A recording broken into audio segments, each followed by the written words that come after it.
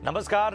ET money बनो अपना finance minister देख रहे हैं आप। मैं हूं आपके साथ प्रशांत पांडे। इस खास शो में हम आपको निवेश के अलग अलग पहलुओं की जानकारी देते हैं और इसके साथ ही बताते हैं कि आखिर आप जो निवेश करते हैं या इन्वेस्टमेंट ही नहीं बल्कि आप एक नई जो निवेश के नज़रिए से तैयारी करते हैं उसमें आपको किन किन बातों का ख्याल रखना चाहिए और भी इसके अलावा कई अहम पहलुओं पर हम विशेष चर्चा करते हैं खास मेहमानों के साथ, एक्सपर्ट्स के साथ। तो आज ऐसे ही तमाम पहलुओं पर चर्चा करेंगे। तो सबसे पहले नजर डाल लेते हैं कि आखिर कौन कौन से मुद्दों पर आज बात होगी। तो घर खरीदते वक्त किन बातों का रखें ख्याल। जी हाँ, आप अपना घर खरीदते हैं तो कैसे उसकी प्लानिंग करें, शहर के हिसाब से किस तरह से आपका बजट होना चाहिए और घर जब आप खरीद रहे हो तो किस तरह की रिसर्च आवश्यक है, इन सब पहलुओं पर हम आज बात करेंगे। इसके अलावा जिस विषय पर बात करेंगे वो होगी आपके बच्चों की फ्यूचर प्लानिंग को लेकर। तो अपने बच्चे का जो भविष्य है वो सुनहरा हो उसके लिए आप किस तरह से प्लानिंग करें, उनकी पढ़ाई से लेकर उनके विवाह तक की जो भी तैयारी है वो किस तरह की हो। हायर एजुकेशन में आप किन जो टारगेट्स हैं उनके हिसाब से अपनी प्लानिंग कर सकते हैं, इन सब पर होगी बात। और इसके अलावा समझेंगे कि जो सिस्टमैटिक इन्वेस्टमेंट प्लान है, एसआईपी है, उस पर रिटर्न का गणित क्या है, क्या हो लंबी अवधि यानी लॉन्ग टर्म जो इन्वेस्टमेंट है उसमें आपकी निवेश की रणनीति, एसआईपी में किस तरह से निवेश का पैटर्न होना चाहिए, इन सब पर हम चर्चा करेंगे।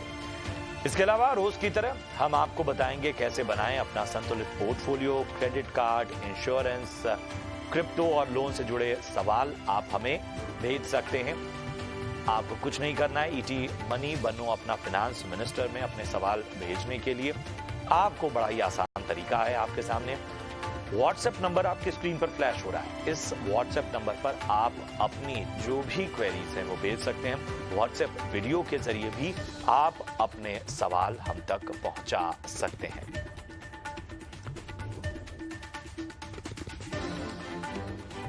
और तमाम जो पहलू हैं उस पर चर्चा करेंगे और तमाम खास मेहमान हमारे साथ जुड़े हैं। लेकिन सबसे पहले जिस विषय की चर्चा करेंगे वो है घर खरीदने का फैसला। जी हाँ, घर खरीदने का फैसला लेना किसी भी व्यक्ति के लिए सबसे जरूरी और अहम फैसलों में से एक है। लोग एक घर खरीदने के लिए अपने जीवन भर की जमा पूंजी लगा देते हैं और इसके अलावा वो बैंक और फाइनेंशियल कंपनी से लोन भी लेते हैं। ऐसे में घर खरीदते वक्त किन बातों का आपको विशेष ध्यान रखा जाना चाहिए ये हम जानेंगे। आज हमारे साथ इस चर्चा में दो बेहद खास मेहमान जुड़े हैं। पंकज बंसल साहब हैं जो कि सीबीओ हैं bankbazaar.com से। पंकज बंसल साहब, आपका बहुत बहुत स्वागत। और इसके साथ ही हमारे साथ पंकज कपूर साहब भी हैं जो कि एमडी और फाउंडर हैं लाइजिस फोरस से। पंकज कपूर साहब, आपका भी बहुत बहुत स्वागत। सबसे पहले पंकज बंसल साहब, मैं आपके पास आना चाहूँगा।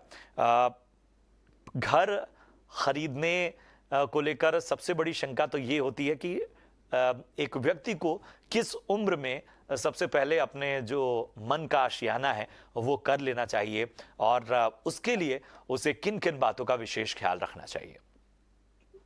घर खरीदने के लिए कपल ऑफ थिंग्स जो जो कस्टमर्स को देखनी चाहिए। पहली चीज तो घर खरीद किसके लिए रहे हैं, या तो वो घर इन्वेस्टमेंट पर्पज से खरीद रहे हैं या वो घर अपना एंड यूज के लिए खरीद रहे हैं। अगर इन्वेस्टमेंट पर्पज से खरीदते हैं तो उसमें दो चीजें होती है। या तो आप वो घर को आप अंडर कंस्ट्रक्शन खरीद सकते हैं, सो दैट कि 2-3 साल 4 साल बाद जब भी उसका रेट बढ़े तो आप उसको इन्वेस्टमेंट की तरह उसको कैपिटल एसेट बिल्ड करके उसको बेच सकते हो। एक तो ये ऑप्शन रहता है।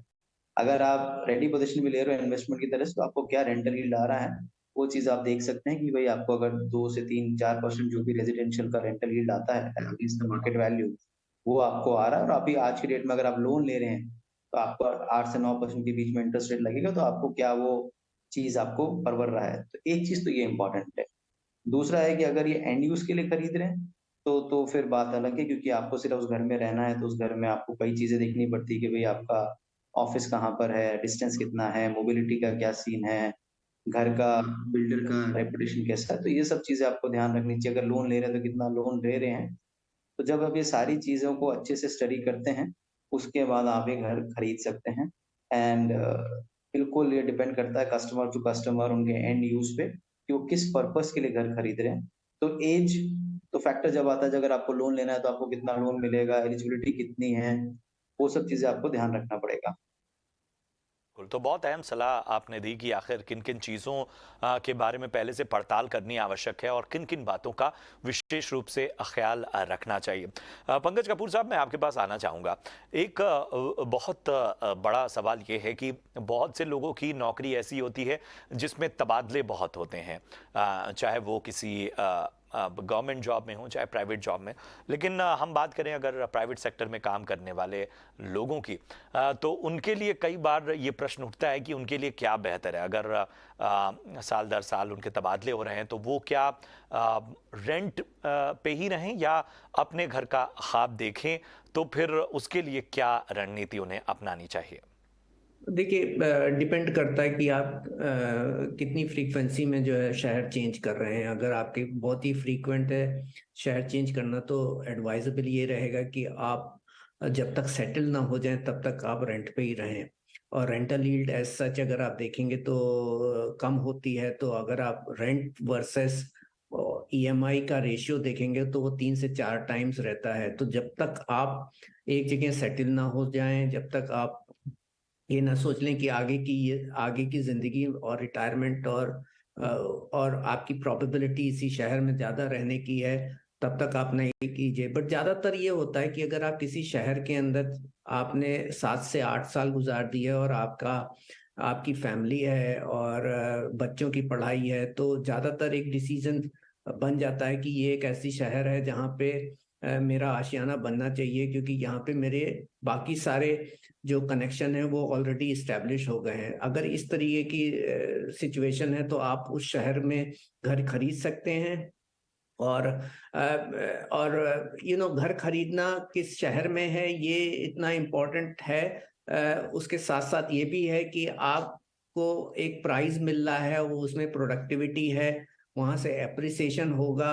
अगर आप चाहें, अगर हम बेच करके निकलेंगे तो वो एक एसेट के रिटर्न देने वाला एसेट अगर है और आप अच्छे प्राइस पे ले रहे हैं, तो आप वो भी डिसीजन देख सकते हैं। लेकिन सब कुछ डिपेंड होता है कि आप कहाँ सेटल होना चाहते हैं और आपके कनेक्शन क्या हैं। अब जब आप इस थ्रेशोल्ड पे पहुंच जाएं तब आप घर खरीदें, नहीं तो आप रेंट पे ही रहिए। बिल्कुल, तो अहम सलाह पंकज कपूर साहब की ओर से आती हुई, पंकज बंसल साहब, जब घर खरीदने की बात आती है तो सबसे बड़ा प्रश्न आता है लोन लेने का। तो लोन लेने का नज़रिया किस तरह से होना चाहिए और लोन आपको बेहतर मिले, चूंकि आजकल तो हम देख रहे हैं इंटरेस्ट रेट बढ़ रहे हैं, उसके लिए भी आपको खास प्लानिंग करनी है, अपनी ईएमआई कैलकुलेट करनी है। इन सब चीज़ों को अगर देखें तो आपको अपनी जो वेल्थ है और बाकी चीज़ों हैं उसमें किस तरह से दुरुस्त रहना होगा, जिसके ज़रिए जब जो लोन है वो मिलने में आपको आसानी हो और इसके साथ ही आपको लोन चुकाने का जो बर्डन है वो भी थोड़ा आप पे कम पड़े। सो लोन लेने में एक बहुत ही इंपॉर्टेंट चीज़ है कि पहले तो चीज़ आपको कितना लोन चाहिए। जैसे लोन टू वैल्यू जो हम कहते हैं हमारे टर्म्स में, कि भाई अगर आपका सपोज़ 80% तक का लोन मिल रहा है तो 20% पहले तो आपको अपफ्रंट पेमेंट देना पड़ेगा। तो आपकी वो 20% की तैयारी होनी चाहिए कि आप वो दे सकें। उसके अलावा दूसरी चीज़ ये देखनी कि किस लेंडर से आपको लोन लेना है। तो अगर आपके सपोज़ इनकम है, तो आप इनकम अगर जॉइंट लोन ले रहे हैं कि भई आपके साथ किसी और के साथ इनकम क्लब कर रहे हैं, तो आपका लोन रेशो बढ़ जाएगा। तो 2 चीज़ दूसरी चीज़ ये है। तीसरी चीज़ आपको ये ध्यान रखनी चाहिए कि आपका कोई भी क्रेडिट स्कोर वगैरह अगर अच्छा रहता है, तो उसमें डिफरेंशियल रेट्स मिलती हैं, क्योंकि इंटरेस्ट रेट्स बढ़ रही हैं, तो आपको 10 से 20 पैसे का 20 बेसिस पॉइंट तक का आपको उसमें रिबेटिंग भी मिलती है इन टर्म्स ऑफ अगर आपका क्रेडिट स्कोर अच्छा है, क्योंकि डिफरेंशियल प्राइसिंग रहती है। और चौथी चीज़ है, अगर आपके साथ जॉइंट में अगर कोई वुमन है, तो उसमें भी इंटरेस्ट रेट्स पे 5 से 15 पैसे 5 टू 15 बेसिस पॉइंट्स के बीच में आपको रेट ऑफ इंटरेस्ट कम पड़ता है। ये 4 चीज़ें तो मुक्ता-पुख्ता आपको चेक करनी चाहिए। प्लस उसके अलावा जिस लेंडर से आप ले रहे हैं, उसका आपका कितना प्रोसेसिंग फीस है, क्योंकि सब लेंडर्स का अपना प्रोसेसिंग फीस चार्जेस अलग होता है, असेसमेंट चार्जेस अलग होता है और उसका सर्विस कैसा है, वो बेसिक आइडिया आपको रहना चाहिए। अगर आपको बहुत जल्दी लोन चाहिए तो ऑब्वियसली पीएसयू में थोड़ा सर्विस लेवल्स के आपको चैलेंजेस हो सकते हैं। बट अगर आपको ज़्यादा जल्दी नहीं और आप आराम से सैंक्शन लेके 1-2 महीने, 3 महीने आपका टाइम है, तो आपको पीएसयू से भी अच्छी रेट मिल सकती है। तो ये सारे फैक्टर्स आपको कंसीडर करने चाहिए in terms of taking the loan. उसके अलावा उस बिल्डर के यहाँ पे वो प्रोजेक्ट किसी फाइनेंसर के रजिस्टर्ड है, तो आपको लोन आसान से मिल जाता है, क्योंकि सारे फाइनेंसर्स के मोटा-मोटा वो होते हैं कि ये बिल्डर हमारा रजिस्टर्ड है हमारे यहाँ पे, जिसको हम आराम से लोन दे सकते हैं। तो ये सब कारण अगर ये सब फैक्टर्स अगर आप स्टडी कर लेंगे, तो आपको लोन लेने में बड़ी सुविधा होगी, और उसका प्रोसेसिंग टाइम, मनी, आपको कितना ईएमआई, टेन्योर, वो सब चीज़ें जब आप ध्यान रखेंगे, कल आपको 15 साल का लोन चाहिए तो उसका इतना ईएमआई आएगा करंट इंटरेस्ट रेट्स पे, 20 का चाहिए तो इतना आएगा। तो अपनी पॉकेट के हिसाब से आपको वो चीज़ भी ध्यान रखनी चाहिए। बिकॉज़ ईएमआई आपको हमेशा से ध्यान रखिएगा, मार्केट चाहे ऊपर जाए, चाहे नीचे जाए, इंटरेस्ट रेट्स बढ़े नहीं बढ़े, आपको ईएमआई पुख्ता रूप से पे करते रहना है, किसी भी आगे लॉन्ग रन अपनी क्रेडिट हिस्ट्री को बिल्ड करने के लिए। पंकज बंसल, आपने ईएमआई का जिक्र किया। ज़रा मैं समझना चाहूँगा कि कई बार इसके टेन्योर को लेकर भी लोगों में कन्फ्यूजन होती है। तो एक आदर्श टेन्योर जो है वो कितना होना चाहिए ईएमआई का? ये कितने सालों में आमतौर पे तो आपने जैसे कहा 15 साल 20 साल इस तरह के टेन्योर हैं, लेकिन फिर भी व्यक्ति को किस हिसाब से इसके टेन्योर की प्लानिंग करनी चाहिए? मैं आपको एक बहुत सिंपल एग्जांपल होता हूँ। भारत में ना मोटा-मोटा अगर आप देखेंगे तो 18-20 साल का, 15 से 20 साल का लोन बहुत प्रोविडेंट रहता है। But normally home loan history हमने देखी है कि 7 से 8 साल में कस्टमर उसको रीपे कर पाता है। उसकी इनकम बढ़ती है over a period of time, और वो प्रीपेमेंट कर सकता है। तो सबसे इम्पोर्टेंट चीज़, जितना कम अवधि का आप लोन ले सकते हैं, अगर आपकी पॉकेट अलाउ करती है वो ईएमआई देने को, तो मैं हमेशा दर्शकों को ये सजेस्ट करूँगा कि आप जितना कम टेन्योर का लोन लें, उतना इंटरेस्ट आपको कम भरना पड़ेगा। जितना ज़्यादा टेन्योर का आप लोन लेंगे, उतना इंटरेस्ट आपको भरना पड़ेगा। अगर आप फिर भी 20 साल का आपको सुविधा के हिसाब से लोन लेना, तो एक फ्लेक्सिबिलिटी के हिसाब से मेरा एक ही सिंपल फॉर्मूला सारे दर्शकों के लिए है। जितना भी आपका आउटस्टैंडिंग हर साल में हो, उसका 5% प्रीपेमेंट आप करते रहिए, कि प्रीपेमेंट पे कोई चार्जेस नहीं होते हैं।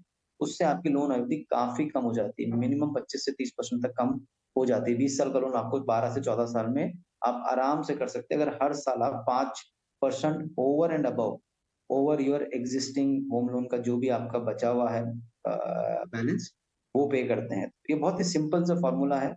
जितना जल्दी हो उतना होम लोन पे करते रहें, जितना कम टेन्योर कर लें, उतना कम इंटरेस्ट आपको भरना पड़ेगा। तो ये तो सिर्फ कस्टमर की पॉकेट और उसकी अर्निंग कैपेसिटी पे है कि कितना जल्दी वो पे कर सकता है। बिल्कुल, बिल्कुल। पंकज कपूर साहब, मैं आपके पास आना चाहूँगा। पहली बार जो घर खरीदने वाले हैं, उन्हें घर खरीदने से पहले क्या-क्या देखना चाहिए? क्या सोशल इंफ्रास्ट्रक्चर और कनेक्टिविटी के लिहाज से भी घर का लोकेशन चुनना चाहिए? क्या लोकेशन के हिसाब से भी जो बजट है उसमें एक फ्लक्चुएशन हम देखते हैं? बिल्कुल, location to location prices change होते हैं और उसके बेसिस के ऊपर बजट चेंज होता है। लेकिन बहुत ज़रूरी है कि आप देखें कि जो जहां आप प्रॉपर्टी खरीद रहे हैं वहाँ हैबिटेशन है, सोशल फैब्रिक है, इंफ्रास्ट्रक्चर कनेक्टिविटी है। अक्सर देखा गया है कि बहुत फार अवे लोकेशंस के ऊपर बिल्डर फ्यूचर की प्लानिंग के हिसाब से बताता है कि यहाँ पे ये बनेगा, लेकिन वहाँ क्रिटिकल मास बनने में भी बहुत वक्त लगता है और आपकी वो लोकेशन एंड यूजेबल होती नहीं है, तो कंज्यूमर जाके रह नहीं सकता। और ऐसे प्रोजेक्ट्स हमने देखा है कि वो ज्यादातर स्ट्रगल करते हैं। तो हैबिटेशन देखना बहुत जरूरी है, सोशल फैब्रिक है कि नहीं है। आप रात में भी उस लोकेशन में जाइए जहां पे आप घर खरीदना चाहते हैं, आपको एक अच्छा फील मिल जाएगा कि वो सेफ है, सिक्योर है, और वहां पे एक अवेलेबल सोशल फैब्रिक है। आपके पास छोटा सा मार्केट है, जो रोज की जो जरूरतों की जो सामान है वो आजू बाजू में मिलता है और सिक्योरिटी है। तो ये तो है एक आपके लोकेशन के पॉइंट ऑफ व्यू से। दूसरा एस्पेक्ट ये आता है कि प्रॉपर्टी लीगली साउंड है, और बिल्डर के पॉइंट ऑफ व्यू से देखेंगे कि उसने प्रोजेक्ट्स डिले नहीं किया। और एक प्रोजेक्ट के अंदर दो तरीके के रिस्क होते हैं, एक एग्जीक्यूशन रिस्क होता है और एक प्राइस करेक्शन रिस्क होता है। एग्जीक्यूशन रिस्क आप देख लीजिए कि जो प्रोजेक्ट्स है वो बिल्डर ने पास्ट में अपने प्रोजेक्ट्स बराबर समय से किए हैं, डिलीवर किए हैं, या फिर उसकी प्रोबेबिलिटीज ऑफ डिफॉल्ट जो है बहुत ज्यादा है, तो वो एग्जीक्यूशन के का असेसमेंट आप देख लीजिए और आपको मिल जाता है कि कई सारे ऐसे बिल्डर्स हैं जिनकी टेंडेंसीज है, उनके across most of the project जो हैं वहाँ पे आपको डिले दिखते हैं। तो आप ये ध्यान दीजिए, या फिर आप ज्यादा से ज्यादा ऐसे प्रोजेक्ट्स में निवेश कीजिए जो नियरिंग कंप्लीशन है और कंप्लीटेड प्रोजेक्ट्स हैं। उसके अलावा आप प्राइस की प्रोडक्टिविटी भी देख लीजिए। आप वहाँ पे छोटा सा यार्ड स्टिक है, आप अगर रेंटल यील्ड पे देखिए, हालांकि बोला जाता है कि रेंटल यील्ड 2% या 1% इतनी रहती है, और बट जहां तक आप देखिए तो अगर रेंटल यील्ड 3% की अगर होती है तो प्राइस में प्रोडक्टिविटी होती है। तो अगर रेंटल यील्ड 3-3.5% है तो आपको ज्यादातर प्रॉपर्टी के अंदर एप्रिसिएशन 9% के करीब तक का मिलता है। ये अगर आप पिछले 10 साल का भी एक ट्रेंड देख लीजिए तो आज का CAGR ग्रोथ 9% के करीब आता है। तो प्राइस की प्रोडक्टिविटी देख लीजिए, ऐसा भी नहीं देखिए कि आप अनडेवलप लोकेशन है, बहुत हाई प्राइस है, बिल्डर ने हाई एंड प्रोजेक्ट्स ऑफर किया है, बड़ी बड़ी बातें की हैं, लेकिन अगर वहां का रेंटल देख लेते हैं तो बहुत ही लो है। तो ये बताता है कि वो लोकेशन उस तरीके के प्रोडक्ट के पॉइंट ऑफ व्यू से बनी नहीं है, वो प्राइस प्रोडक्टिव नहीं होगा, तो एक लॉन्ग जेस्टेशन होगा। तो आप प्राइस करेक्शन रिस्क को ध्यान दीजिए, देखिए, एग्जीक्यूशन रिस्क को ध्यान देखिए, लीगली प्रोजेक्ट साउंड हो ये देखिए, और साथ में हैबिटेशन बहुत एसेंशियल है, और रात में जरूर से सर्वे कीजिए अपने जहां खरीदना चाहते हैं। बिल्कुल, बहुत अहम बातें आपने यहाँ पर पिन पॉइंट की, और इन बातों को वाकई हमारे जो दर्शक इस वक्त हमें देख रहे हैं और इस पूरे शो को देख रहे हैं, उन्हें नोट करनी चाहिए किन किन बातों का आपको ख्याल रखना है। पंकज जी, एक चीज़ और मैं समझना चाहूँगा, आपने बताया लोकेशन के हिसाब से, उसी से जुड़ा मेरा आपसे सवाल है कि दिल्ली, मुंबई, पुणे, चेन्नई, बेंगलुरु, ये ऐसे स्पॉट्स हैं जहाँ पर जो है हम देखते हैं कि हमेशा एक डिमांड बनी रहती है, लेकिन क्या इन शहरों के अलावा एक जो डिमांड है या एक अफोर्डेबल हाउसिंग की अगर हम तरफ देखें, जो एक मिडिल क्लास देखता है, उस दिशा में कोई ऐसा शहर या कोई ऐसा राज्य जो बहुत ही बेहतर तरीके से काम कर रहा है, जहाँ से इस तरह की डिमांड आ रही है आपके ऑब्जर्वेशन में? अहमदाबाद का नाम ले लीजिए, राजकोट, और या फिर आप सूरत की बात कर लीजिए। गुजरात में सबसे ज्यादा अफोर्डेबल हाउसिंग के प्रोजेक्ट हैं। उसके अलावा भी अगर आप देख लीजिए, दिल्ली NCR में भी आप आउटस्कर्ट्स नोएडा और गुड़गांव के जो एक्सटीरियर हैं वहाँ पे भी आपको अफोर्डेबल हाउसिंग के प्रोजेक्ट्स दिखते हैं। हैदराबाद में आपको दिखेंगे। इसके अलावा आपको जो छोटी सिटीज हैं, लाइक नासिक हो गए, नागपुर हो गए, तो अदर देन अगर आप मुंबई और दिल्ली और बैंगलोर के अंदर भी आपको अफोर्डेबल हाउसिंग, हर सिटी की एक अफोर्डेबिलिटी की डेफिनेशन अलग है, लेकिन अगर आप ये देखेंगे कि 50 लाख से नीचे का मार्केट कहाँ कहाँ है, तो आपको मुंबई में भी मिलेगा, बैंगलोर में भी मिलेगा, और हैदराबाद में भी मिलेगा, सब जगह मिलेगा। लेकिन छोटी सिटीज जो टायर 2 सिटीज हैं, वहां पे शायद जो मैक्सिमम प्राइस है वो शायद 70-80 लाख तक पहुंचता है, तो आपको ज्यादा अफोर्डेबल हाउसिंग मिल जाती है। इसमें जयपुर, नागपुर, नासिक, अहमदाबाद, राजकोट, ऐसे शहर बहुत हैं। कुछ एक मार्केट हैं जहां पे अफोर्डेबल हाउसिंग की सप्लाई रिलेटिवली लो है, वो शायद आपको बैंगलोर मिलेगा, हैदराबाद मिलेगा, जिस affordable means like less than 30 lakhs, but 50 lakh रुपए तक के घर आपको वहां पे भी मिलेंगे। तो हर सिटी की एक अर्बन सेटिंग है, और आपको प्राइस पॉइंट के ऊपर घर मिल जाते हैं, लेकिन जितनी छोटी सिटीज होती हैं वहाँ प्राइसेस लो होते हैं, तो वहाँ पे ज़्यादा आपको अफोर्डेबल यूनिट्स मिल जाती हैं, और जितनी बड़ी सिटी होती हैं वहाँ लैंड स्कैर्सिटी होती है, तो इसके लिए प्राइस ज़्यादा होते हैं। तो वहाँ पे आपको जो छोटा घर या अफोर्डेबल घर है उसके लिए आपको पेरिफेरल एरिया में या आउटस्कर्ट्स में जाके रहना पड़ता है। तो हर सिटी में अवेलेबिलिटी है, लेकिन छोटी सिटीज में आपको ज्यादा कन्वीनियंट डिस्टेंस के ऊपर आपको अफोर्डेबल हाउसेस मिल जाते हैं। लार्जर सिटीज में आपको पेरिफेरल एरियाज या आउटस्कर्ट्स में जाना होता है, तो इनकन्वीनियंसेस ज्यादा होती है। बिल्कुल, बहुत अहम बात आपने कही कि आपके बजट और आपके एक कह सकते हैं कि आपकी ज़रूरत के हिसाब से हर जगह जो है अफोर्डेबल हाउस मौजूद हैं, लेकिन बस वहाँ पे एक शहर के हिसाब से जो उसकी सीमाएं हैं उस हिसाब से आपको तय करना होता है। पंकज बंसल साहब, मैं आपके पास आना चाहूँगा। बढ़ता हुआ इंटरेस्ट रेट आज की सच्चाई है, और इससे शायद हर व्यक्ति जो है वो प्रभावित होता है। तो इंटरेस्ट लेकिन हम देखते हैं कि कई बार इंटरेस्ट घटता है या इसमें जब फ्लक्चुएशन बढ़ता हुआ इंटरेस्ट तो व्यक्ति के ईएमआई पे रिफ्लेक्ट होता है, लेकिन घटता हुआ इंटरेस्ट जो होता है उसको लेके अभी भी जागरूकता कम है। तो किस तरह से मैनेज करें, जरा उस बारे में थोड़ी रोशनी डालें। सो ये इंटरेस्ट रेट्स नॉर्मली क्या होता है कि जब बढ़ता है तो फटाक से कस्टमर्स को पास ऑन कर दिया जाता है, फिर जब घटता है तो इट टेक्स टाइम तो उसको पास ऑन करने के लिए। तो ये तो एक फिनोमेना जो आज की डेट में, लेकिन फिर भी अगर आप देखेंगे ना पिछले कुछ महीनों से ये सिनेरियो भी चेंज हो गया है। काफ़ी बैंक्स को इंस्ट्रक्शंस गए हैं, काफ़ी एनबीएफसीज़ को कि जैसे ही आपके इंटरेस्ट रेट्स में कटौती है वो रिफ्लेक्ट होनी चाहिए। तो जो भी उनका साइकिल रहता है उस साइकिल के बेसिस पे वो लोग अब रिफ्लेक्ट करते हैं। तो वो चीज़ तो आप देखेंगे कि काफ़ी मार्केट में करेक्ट हो गया है। जो पहले आज से कुछ सालों पहले मैं बोल सकता था कि हाँ, जब इंटरेस्ट रेट बढ़ता था तो बहुत जल्दी बढ़ता था, जब घटता था तो वो बहुत टाइम लेता था क्योंकि वो आपका साइकिल के बेस पे ही इंटरेस्ट रेट्स मूव होता था।